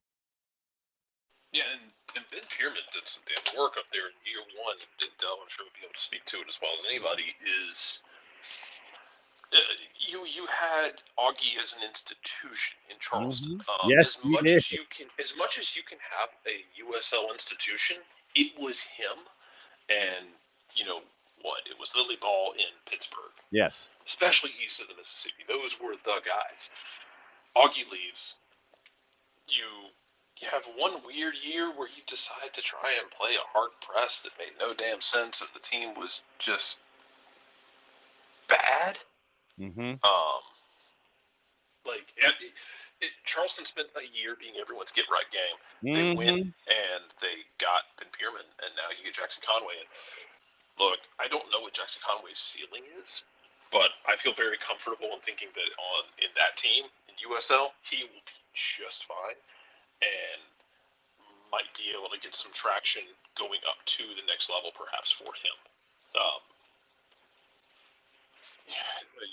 It's like he put up numbers, but also he does a lot of the dirty work that you need from a number 9. He's going to run around. He's going to draw. He's going to draw bodies. He's going to press. He's going to make the runs that don't get paid off. He's going to do the hard, dirty work that doesn't show up in the stat sheet. And I'm excited for him to get this opportunity. Some of the greatest hits from the press opportunity with Atlanta United this morning. Brad Gazan said he'd always knew he'd be back for another year. Noted all positions always need competition when speaking about Josh Cohen and the incoming transfers. Said it was clear the strides Atlanta United made last year with the new players coming in, finding their feet. Discussed being harder to play against, especially on the road, improving the team's mentality. Those are all things that hopefully we can correct going into this year. Brooks Lennon, coming off of a 10-assist season, says his goal in 24 is 5 and 15. 5 goals and 15 assists. The team pushing for the top 4, getting home field advantage in the first round. Disappointed the club couldn't get there last year. In order to win right away, you've got to have the right mindset. That's key. Had a very positive conversation, meaning Brooks, with Greg Berhalter about the January camp. Understood that most players in the camp were brought in with an eye toward building the team for the Paris Olympics. He does want to make sure that he's ready for his next opportunity. Focused on a top 4 finish this season. Chatted with him. Gonzalo Pineda. When Gonzo came up, club's focus in the preseason, defensive actions, collectively pressing better, continuing main ideas in the attack. Mentality away from home is a focus as well. The club playing all preseason matches away from home was intentional. Bartosz Slisz, great player all around, plays very good with the ball, always demanding with it, helped the team playing out of the back. Stian Gregerson, physical, super fast, aggressive in the air. Leadership he brings will be helpful. And so that's the early hits from the press opportunity this morning involving Brad, Brooks Lennon, and now Gonzalo Pineda. So that's the early hits this morning from Atlanta United camp. Interesting to find out that all of the stuff, all of the matches away on purpose, Jared. I thought that was interesting to hear. That makes sense. You create discomfort doing that. You make it more challenging for guys, and challenging for guys who are going to have to find their rhythm together. Like these players are going to have to find rhythm together in the midfield. They're going to find the back line. I know we talked about it the other night, whether it's Cohen or Guzan and goal, how that communication develops, and how these guys, continue to grow and play together, not just as individuals. And yeah, you might have some moments early in the season where guys are finding themselves, but you want it to grow as it goes. Yeah, and so we'll see what it looks like. But with Atlanta United, everything on the road, we'll see. And obviously, having a guy like Stian Gregerson at the back is going to be interesting with that 6'4" frame. And there might be one more addition going forward, maybe, possibly, probably. So we'll keep an eye on that. And so that's where we are right now with Atlanta United. And like I said, Jared, it looks like World Cup finals in Dallas, and it looks like it's going to be the Meadowlands and SoFi for your semifinals. Still waiting to hear official, but February 4th is a Sunday. We might have to actually come on the air and do like a live walkthrough when folks are finding out venues and things. We might. And so we'll see what happens with the venues in 26, but we will keep an eye on that. Well, and there was another rumor yesterday that came out, and could it be the return of La Pantera? Albert Elise, Emery Tyne from L'Equipe, 24,000 followers on the 280-character app. Tyne is claiming that the LA Galaxy and the Revs are interested in Albert Elise. Ligue de Bordeaux, remember, hey, Bordeaux, we know all about Bordeaux. Ligue 2 side seeking a €3.5 million transfer fee for the Honduran international. So we talk about Atlanta United going after players that are in distressed assets and clubs that are in need of financial boosting, especially if their situation on the field isn't all that great. So Atlanta United has gone to Ligue 2 and possibly, probably, maybe, perhaps, going to Bordeaux again.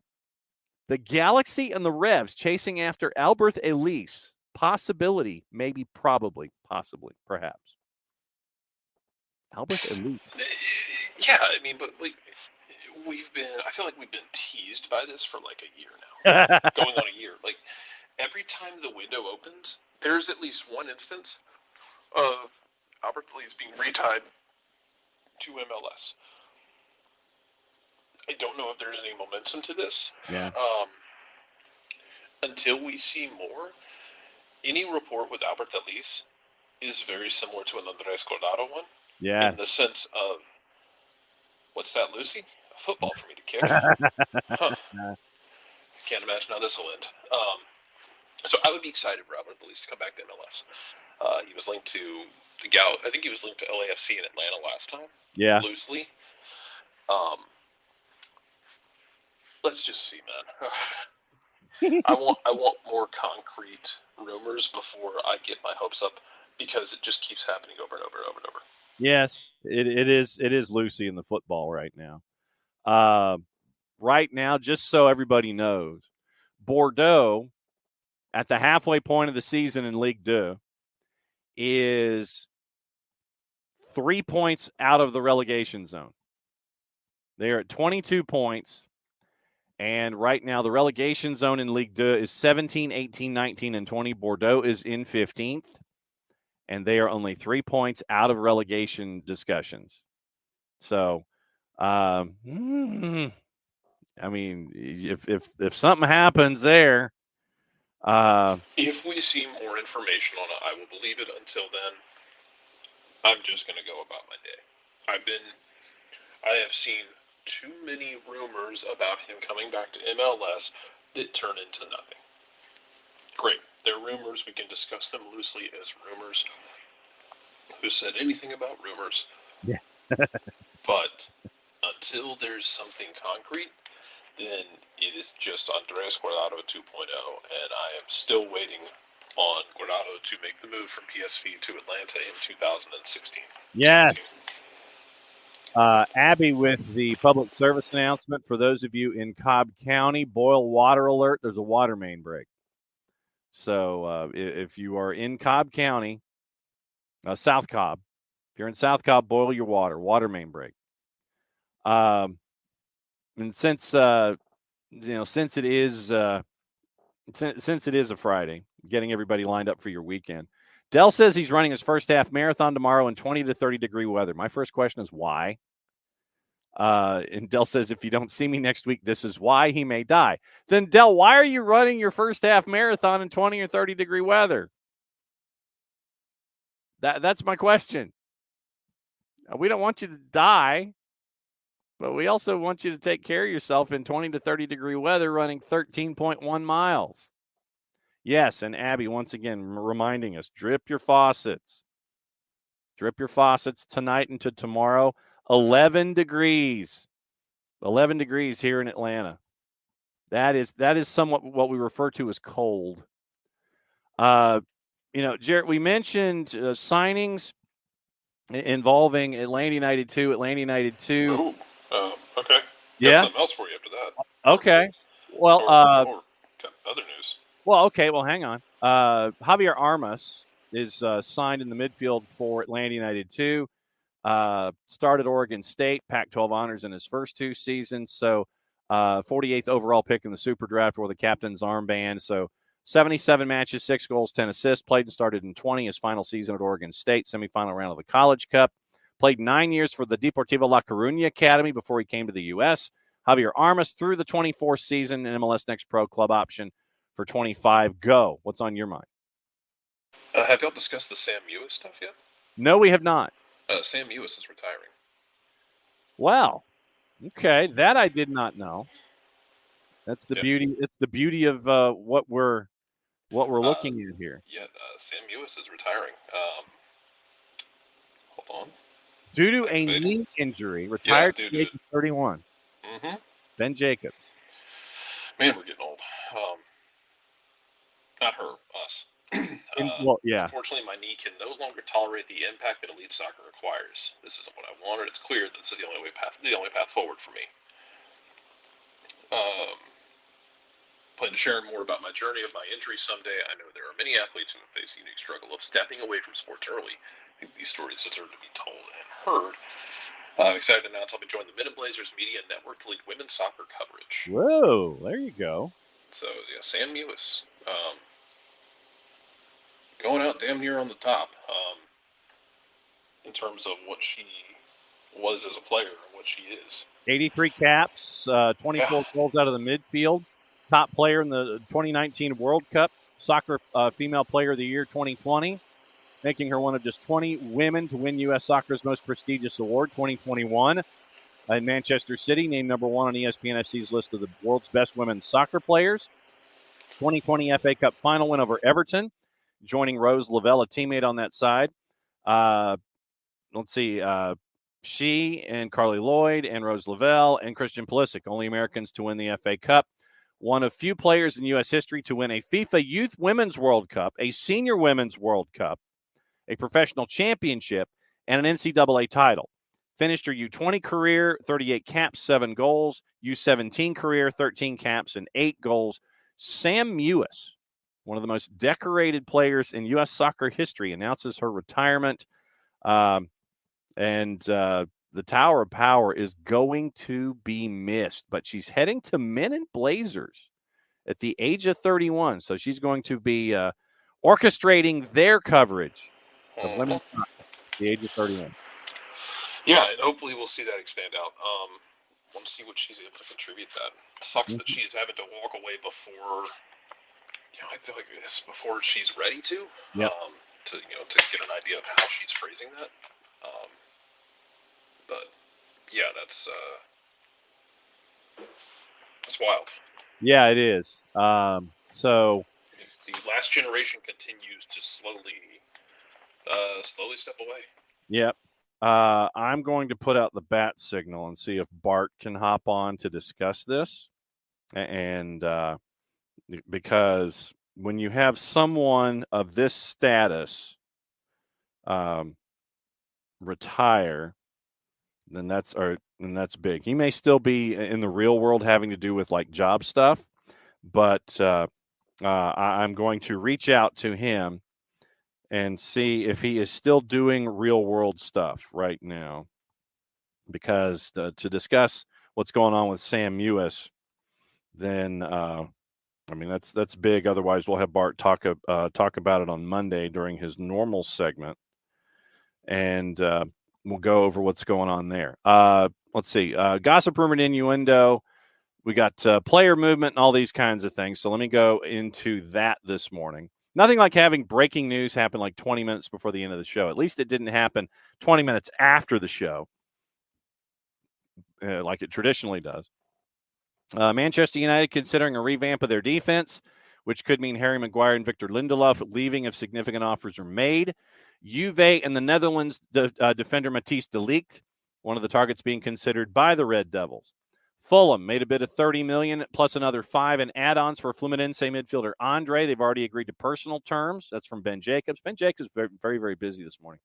Sporting Lisbon manager Ruben Amorim says Chelsea will have to trigger the €100 million release clause of Victor Gyökeres if they want to sign him. West Ham, one of the clubs interested in Manchester City midfielder Calvin Phillips, and the Hammers well placed to win the race. City have a strong interest in bringing in Pedro Porro from Spurs and Aston Villa midfielder Douglas Luiz back to the club in deals that could cost them £200 million.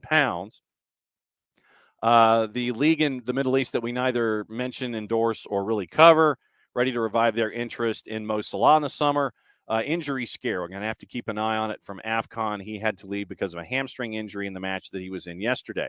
Newcastle may sell Joelinton in the summer if they fail to agree to an extension, which expires in 18 months. Karim Benzema is open to leaving Al-Ittihad. While his move to England is a possibility, the wages may prove to be a stumbling block because dude's getting like $200 million. Villa have launched a bid to sign Middlesbrough winger Morgan Rogers, with Unai Emery keen on the player who has represented England at the youth level. James Maddison at Spurs, aiming to return from a knee injury from his side's FA Cup fourth-round tie against Manchester City on the 26th of January. Leeds working on a permanent deal to sign Joe Rodon, valued at more than £15 million. Lyon trying to sign 26-year-old Netherlands winger Ono Danjuma, who joined Everton on a season-long loan from Villarreal last summer. Amadou Onana has been linked with Arsenal, but Toffee's boss Sean Dyche played down speculation linking the Belgium international with an exit. And Javier Manquillo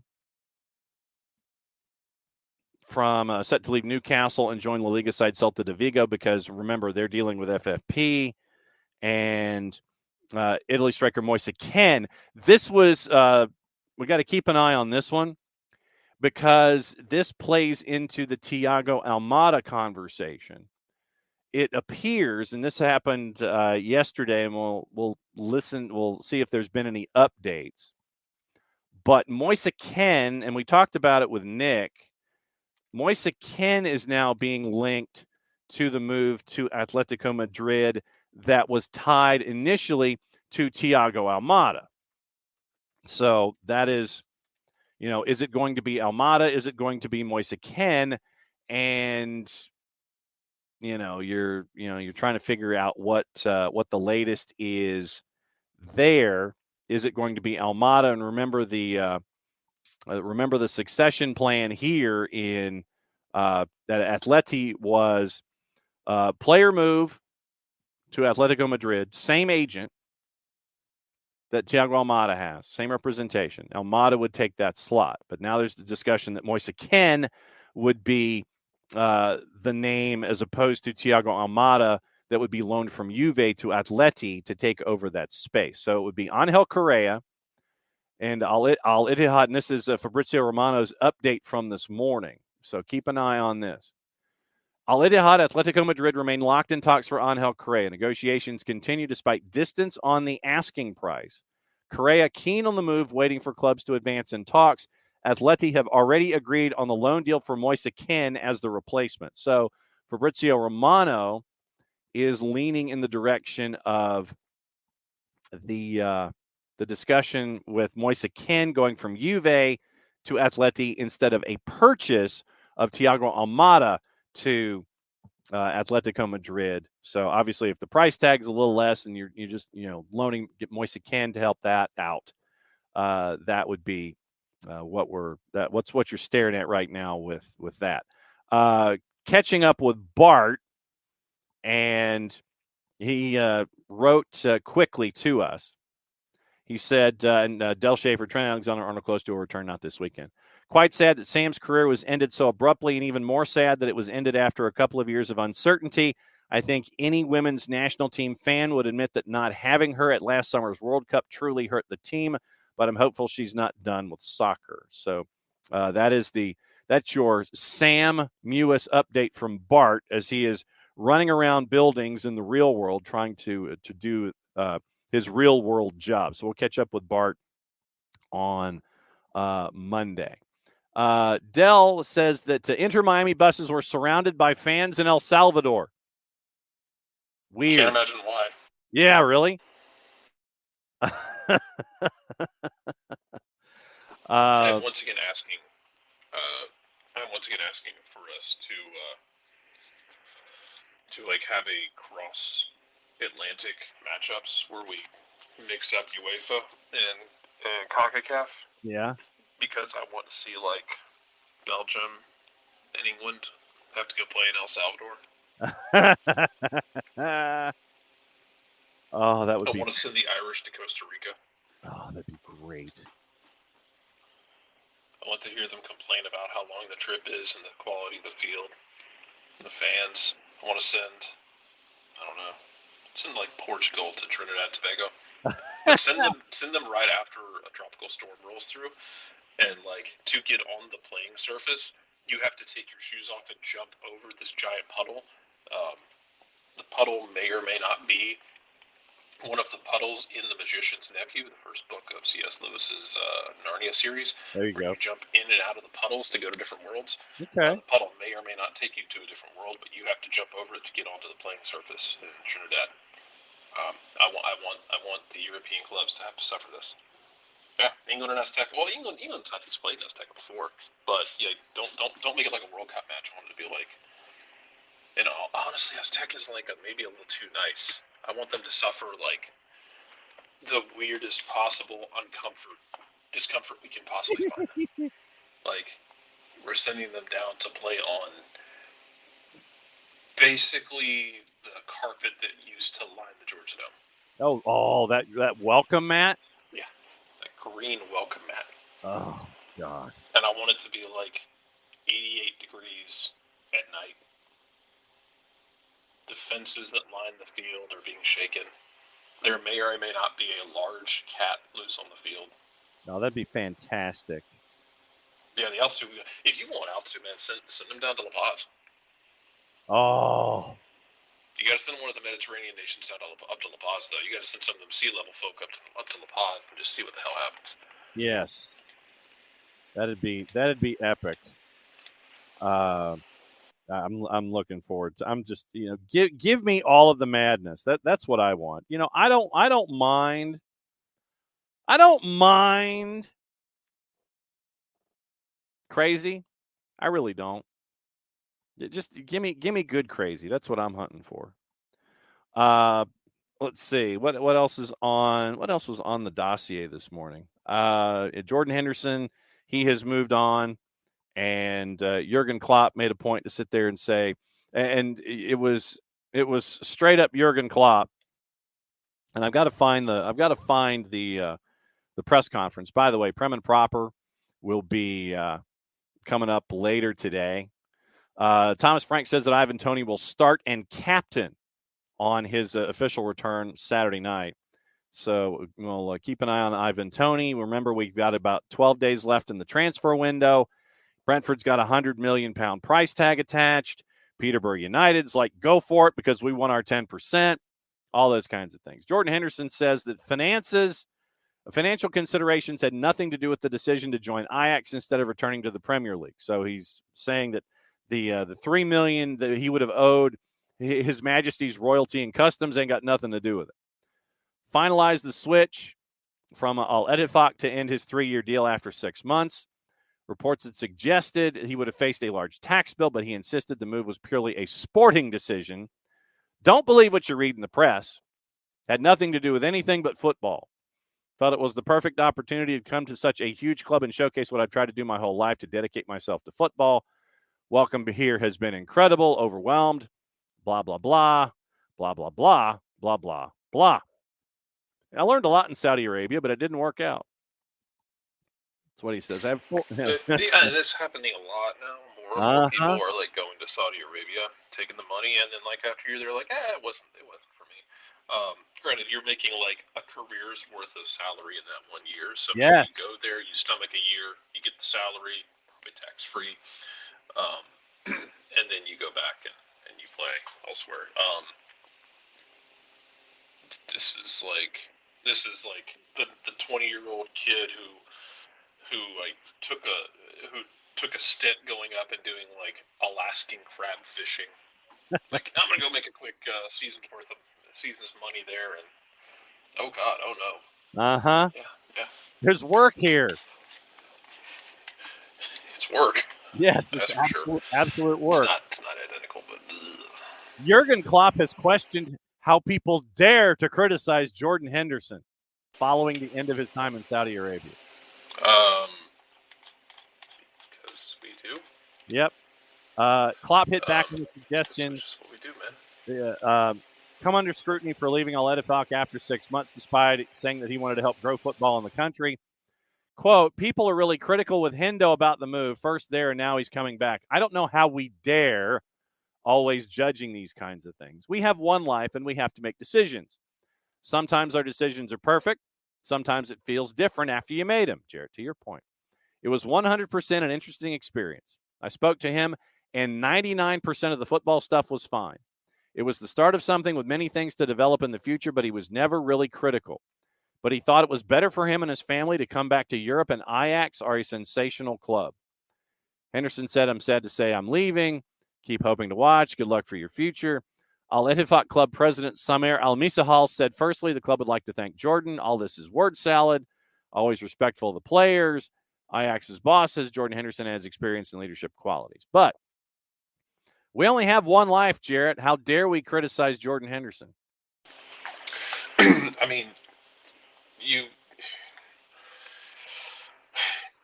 chose to go play in a place that has a lot of issues. That have been discussed. Like, it's not like they're secret issues. Or very public issues.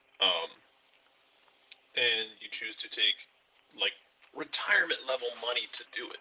Yep. Well, that's between you and you. But let's not pretend like that doesn't factor into your decision. At some point along the road, you're a public figure. You're going to be open to criticism. Jurgen Klopp doesn't need to be the one standing here telling me who I can and can't criticize. But he'll be more than happy to do that. I had talked about this a couple months ago, that like the people who make these moves over there, we don't know their entire situations. No. And like I said, I mean, you go over there, you might make money that you can literally retire on in a year's time. Yeah. Like life-changing money, not just for you, but for your family. It's different for everybody. And it's a different conversation for everybody and how they want to deal with it. And yeah, people are going to criticize you for it because of where you're going and the reasons for it. Everybody's for sale for the right price to go do that kind of stuff. Hey, $1 Million Man said it. Ted DiBiase. Everybody's got a price. Yeah, I don't know. You're going to be criticized for it one way or another. And I don't need Jurgen Klopp getting mad and stomping his feet and yelling and doing the thing that he does that angers me as much as anything. It makes me roll my eyes out of my head, where he kind of alternates between the fun-loving, easygoing, goofy, affable, fun coach and also the guy who tries to play fun police with people's criticism. Yeah. Pick a lane, man. Don't quit taking your half out the middle. That's where the traction is. It's like if there's ice in the left-hand lane, ice in the right-hand lane, you figure out where the black ice is, you drive right over it. Sometimes it's in the middle of the road. Going back over comments, let's see. Michael Valverde, any new rumors on additions to Atlanta United? Fingers crossed Thiago stays for 24. Michael, to your point, everybody's got a price, and what we're hearing, like I said, we gave you the latest on the Angel Correa movement. Angel Correa out, Thiago Almada considered, 22 to 25 euros, €1 million is the number. So that's what we're staring at to do Athletic a favor. But if Athletic can get Moise Kean cheaper, they may do that for this season. And then it might be something that Thiago moves in the summer. Don't know. Don't know of any other moves or ideas or any thoughts involving Thiago at the moment. But you're always listening and you're always trying to come up with the next big thing, so you're staring at it like that and keeping an eye on where the financials are these days. What's the going rate? What are players going for? What can we get? And then if you can't get your top end price, then look at percentages. Look at percentage of the pass and keep an eye on that as a part of the deal. That's why I was thinking that if it's not 30 and it's 22 to 25, then you're getting a sell on that is attached to all of those things. So just, keep an eye on all of that. And it's official. Lower.com is going to host the She Believes Championship, and the third place matches on April 9th. That has just come out from Columbus Crew. They will host, and Atlanta United, Mercedes-Benz will have the semifinals on the 5th. Jason Nix, to our point earlier, we were talking about the issues with Reading, and I mentioned Blackpool fan protests. Blackburn, sorry. It was Blackburn fan protests at Ewood, where they were so mad at the owners, the owners of Venky's Chicken, that the fans at the Blackburn Rovers would actually take chickens, smuggle them into Ewood Park, and release them onto the field. That was how mad they were at one point about the management, the ownership of Blackburn, and how they were running them into the ground, and they were not going to be long for the Premier League. But yes, chickens have been smuggled into Premier League matches, and it happened at Blackburn Rovers. How do you smuggle in a chicken, Nix asks. I would answer very, very carefully. That is my thought on how you smuggle in a chicken. Or the gate guard, Jarrett, and it's like, bruh. Maybe. Also, I think we're thinking about this strictly from the American sense of we know how easy or difficult it is to get into stadiums. Yes. And maybe it's not the same over there. I don't know for sure. It might just be a different way to get into stadiums. It might be easier to take a bag in. Yeah. But that varies here in the United States. I mean, heck, back in the day, to avoid buying food at Braves games, I think my wife at one point took Lunchables into Braves games. Yeah. And you used to be able to do that in places. You can't really anymore. I mean, for the longest time, it was like an open secret. Everyone was smuggling flasks into Tiger Stadium in Baton Rouge, even though now they serve alcohol, because it was insane that they didn't. Mm-hmm. I mean, I've smuggled. I have absolutely smuggled in drinks and things in oversized coats. Oh, I've definitely done that. I just don't know how. You smuggle in a live chicken. And Tom says he was there when they were having the fan protests. He said it was fascinating. I'm just still, like I said, I just don't know how you get the live chicken into the building. That's my biggest thing. I just have no bloody clue. And Jarrett does the Irish goodbye because he's got to work. He's got working things that he has to do. I think how do you smuggle a chicken into a soccer stadium with two hands? Absolutely. Michael, believe the Braves still allow food to be brought into the stadium. And not necessarily a surprise there. Other gossip, rumor, and innuendo before we get out of here. Let's see. So, yes, Jordan Henderson. Bayern is interested in Kieran Trippier. Chelsea is willing to sell Armando Broja for £50 million amid interest from Fulham and Wolves. Ivan Toney says you can never predict the right time to move, but that Brentford is going to be chasing after a good $100 million. Looking at things in a couple of other divisions, Granada, Manchester United in loan talks over Facundo Pellistri.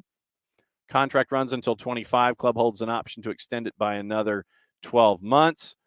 Chris Wilder is delighted with the Ben Brereton Diaz signing. You should be. You need all the offensive help you can get. That's a great pull. Luke Amos is training with Hibs this week. And let's see, Sheffield United need a decent offer on Anel Ahmedhodzic amid interest from Napoli. The Napoli's willing to pay around £17 million, €20 million to sign him after missing out on Dragusin. David Moyes is giving nothing away about their interest in Calvin Phillips. Ivan Perisic has joined Hajduk Split on loan for the rest of the year, and that will bring his time at Spurs to an end. That contract expires this summer. Emil Smith-Rowe is focused on fighting for a place in Arsenal's starting 11 amid interest from Premier League clubs. He's interested in staying. Brendan Rodgers is not aware on any interest of his midfielder Matt O'Reilly. Girona are interesting, making a move ahead of the transfer deadline. Mikel Arteta is happy with Emil Smith-Rowe and the players that he currently has. Thomas Frank says it's like a new signing with Ivan Toney. He's not wrong. Let's see. Perfect opportunity for Ivan Toney to do things well. Abby had mentioned Japan Space Agency says its unmanned spacecraft is on the moon but still checking its status. And that happened about a half hour ago. One other thing that was brought up this morning, and kind of keep an eye on it when you are looking at the status of sales. AC Milan could be sold for 1.6 million euro, 1.6 billion euro at the end of the year if a report from Republica is correct. The PIF won a majority stake in the 1.6 billion euro valued AC Milan by the end of the year. Morning edition of La Repubblica via Radio Rossonero writes the PIF are interested in acquiring a majority stake. Newspaper has been reporting for several weeks there could be changes at the top of the club. Today they've gone a bit bigger, a bit further. New rumors have arrived from the Middle East regarding the future corporate reorganization of Milan because the fund interested in the Rossonero are keen on getting a deal done as soon as possible. It's the PIF. Almost a total acquisition. The Republica says the fund are interested in acquiring the majority shares of the club by the end of the season. And if in the summer of 22, Milan were valued at 1.2, and that was the figure agreed between Redbird and Elliott Management, the club are now worth around 1.6 billion euro, according to the source. Hypothesis put forward by Republica, however, goes in the opposite direction. If 2 months ago, it was Cardinal and CEO Giorgio Furlani who traveled to meetings in Arabia. Now the journey in the opposite direction of the PIF Aramco emissaries would testify to the leap forward in the story. If La Repubblica are correct in their reporting, according to Sempre Milan, the coming weeks could be much clearer than it is today. So keep an eye on that one as well. She believes broadcast details before we go, now that we're on the plus side. It is going to be U.S., Japan, Brazil, and Canada at Mercedes-Benz Stadium, 12:30 and 3:30 on April the 6th. And that is going to be on TNT, Universo, Max, and Peacock. Brazil and Canada is going to be on Universo, Max, and Peacock. Then it goes to lower.com for Japan and USA versus some TBDs. They're going to travel to Columbus, hosting the final two games. USA plays in the 7 o'clock slot. TBS, Universo, Max, and Peacock, same at 4 o'clock for the third place match. And the other game is going to go there. 4 and 7, 12:30, 3:30 in Atlanta, 4 and 7 on the 9th of April. So there you go. David says you need the downtown Hilton pants to snuggle a chicken. Very nice. Lots of ballroom. I feel like I need a rim shot sometimes.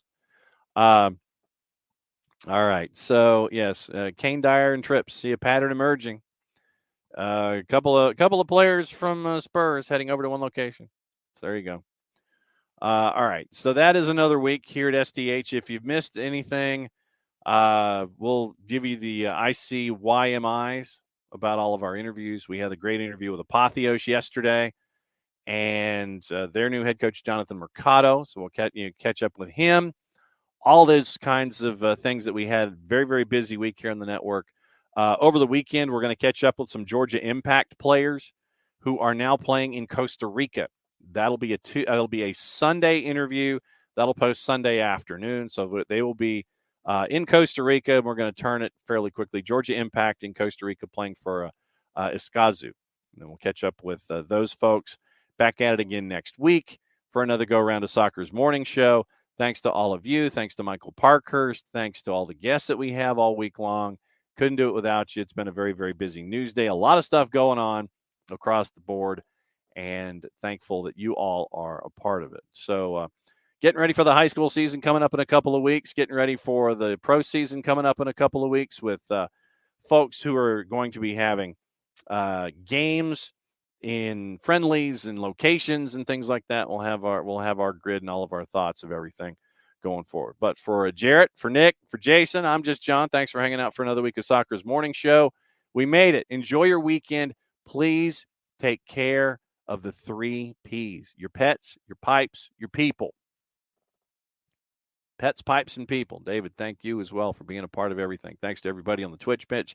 Thanks to everybody who watched. Thanks to everybody who listens. Thanks to everybody who interacts the way that you do every single week. Mucha Platiel, play it safe. It's the end of the show. That means I get to do this. Set on your notifications if you haven't. And get ready for Top Golf on Thursday. Sign up if you haven't signed up. And we've also got the Marshall Island scarves. We are working on a price point where you can help out the last nation on the planet without a national team. We're doing our part. We have the chance to do the same thing here. So for everybody here at SDH, we're out. We'll see you again on the weekend. Play it safe, everybody. Well, see you Monday, if not sooner.